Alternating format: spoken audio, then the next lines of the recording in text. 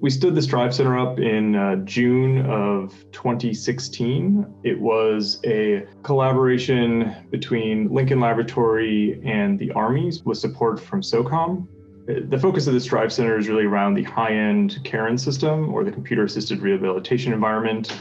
It's about a 4,000 square foot facility built off-site from Lincoln in Billerica. I kind of think of it as like a flight simulator, but for someone who's walking through the environment. They're on a 6 degree of freedom platform and immersed in this virtual dome, and we can measure just about any type of physiology from the person.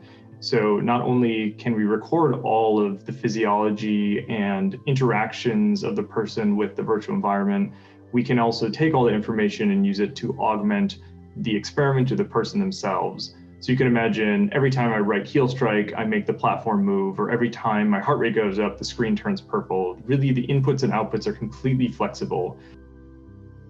The Strive Center generally provides a nice center and nexus for clinical, academic, and government communities to come together to collaborate on next generation clinical and operational technology development, and also advanced training.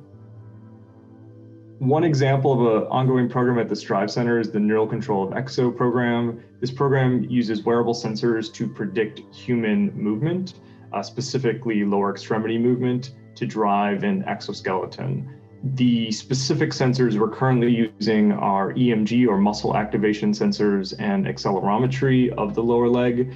We use this information along with a deep learning framework to predict in real time the ankle torque in a wearable system, and then use that to drive both the amplitude and timing of the torque and optimize it to the human so we can reduce the amount of energy it's required to walk with different amounts of carried load.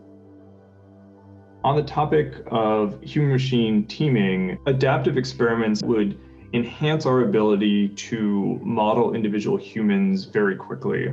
For example, if you wanted to understand how load, incline, and speed of walking affected energy consumption for an individual, that design of experiments would take a long time to build out the full factorial experiment and then to run it.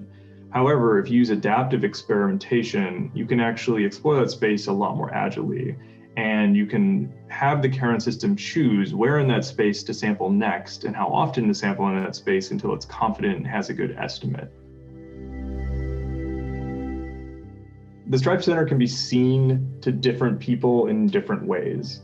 Some people see it as a potential training environment. Some people see it as a way of testing and evaluating technology. Some people see it as a way of developing human-centered models. Some people see it as doing immersive gaming to reduce this requirement space of before building an actual technology.